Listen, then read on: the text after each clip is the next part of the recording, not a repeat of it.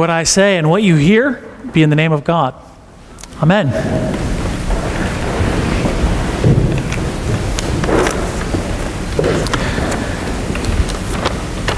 This morning I'm going to depart from our lessons because I want to talk with you about this new venture we've gone down called family ministry, and in particular the impact that family ministry makes in this worship setting by creating a schedule where families worship together, we have Christian education at the same time, and that creates a new reality for everyone. And I want to just talk about that by way of comparison with raising children in general. What we've done, what we've taken on, is something that has really created such a new situation that at one level, life as we know it is over. That's actually something I used to tell my kids when they were teenagers, both my boys, when they were teenagers, as a way of hopefully deterring their becoming fathers prematurely. I would warn them, if you get a girl pregnant, life as you know it will be over. Now that they're adults, and successfully navigated through teenage years without prematurely becoming fathers, I confess to them that fear of God that I put in them is actually truer than they know. Because whether you're married or not, when you have children, life as you know it is over. Children are game changers. They change everything forever. And there's no going back. And that's a good thing. It's a wonderful thing. And I wanted to look at that. And I just want to say up front that the first thing I'm going to say is the good news. And then I'm going to point out some things that are challenging about being parents. And if it sounds like I'm being overly negative, hang in there with me. To sort of give you a hint about what's to come, the thing is that the very things that are so challenging are the things that end up pulling our heartstrings long after our children have grown up and left. So the first thing to say is that raising children and church growth is exciting. I mean, think about it like this. When people plan for a child, what do? Well, whether you're adopting or whether you're going to give birth naturally, nowadays you can know the sex of the child long before. And so you find that out, and what do? You decorate the room blue, or you decorate the room pink. You get all the stuff that you need to do. You buy a crib, you buy all the supplies. In fact, your whole house, you go through the entire house and make sure that everything is going to be a safe and loving environment for these children. There's this unique love that wells up within parents that I don't really need to describe. It's a love that we all know as parents, and it's unique to being parents. And the strange thing is that as you go through either a pregnancy or the anticipation of adoption and the child's arrival into your life, whatever that is and however that works itself out in parents' lives, there's this love that grows up within you that wells up before you've ever met them. And church growth is like that. When God put in our mind, the leadership minds, the vision, and it evolved over time, a vision for family ministry, the more that vision came into clarity, the more we started to get ready. So we hired a nursery person who's not just a nursery person, but is a skilled, certified childcare person. And we fixed up the nursery, and we replaced the toys, we bought new toys, we bought some posters to go in there.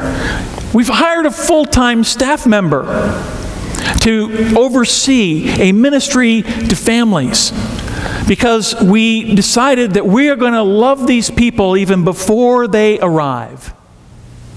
We want this place to be ready for them when they come. We know that they're coming, and that's exciting. It's thrilling. We even remove pews. I can't tell you what a big deal that is in some churches. Might have been a big deal in this church 20, 30 years ago. But there was so much excitement, there's so much anticipation about these new people, children, families, parents coming. Let's do it. Because we're so excited. Now, once they arrive, our children arrive into this world, that's where things get really interesting.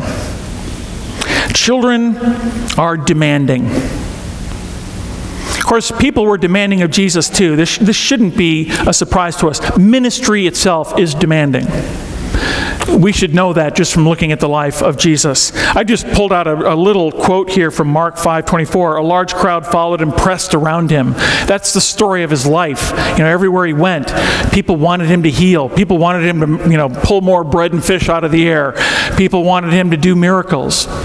People just wanted him to do things for them. Demand, demand, demand. And Jesus met all of them.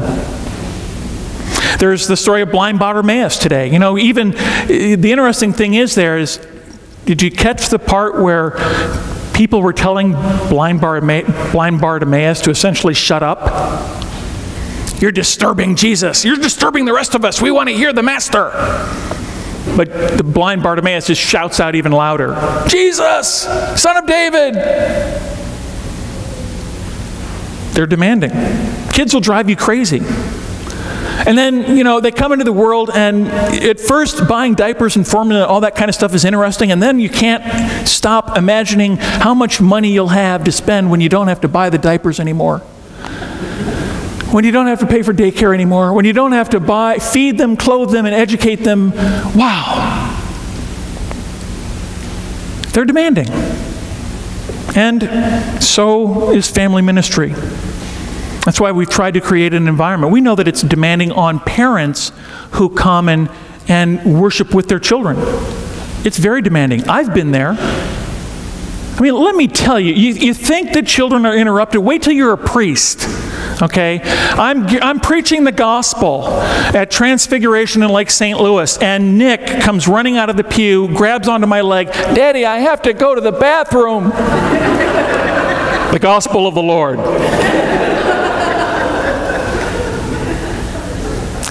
Or they would run up to the altar and get down underneath it and play.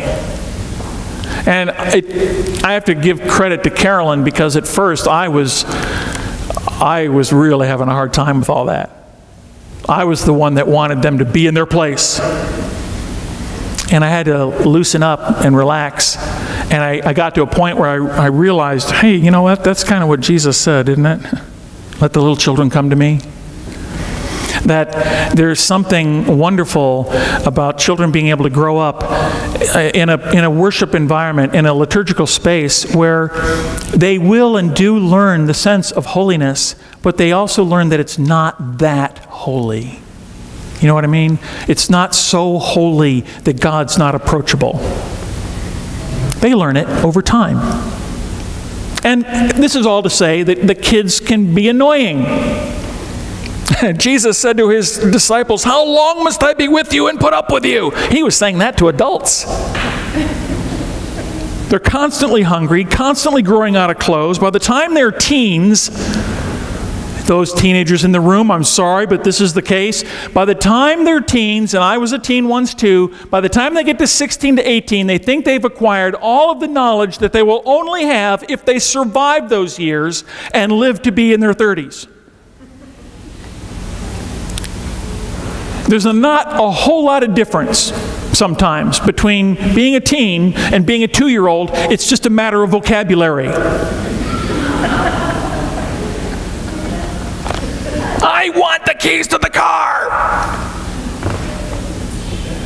They can be annoying, immensely annoying. And forget about going to nice restaurants, certainly not with the kids. You got to pay for a babysitter.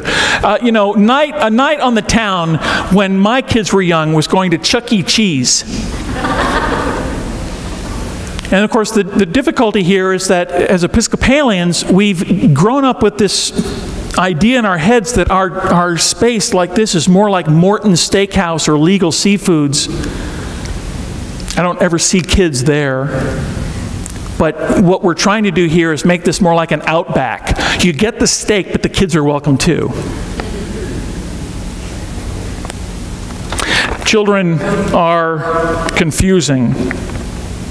I only have one thing to say about this. Here's this one story. You know, one minute your kids are saying, "I hate you."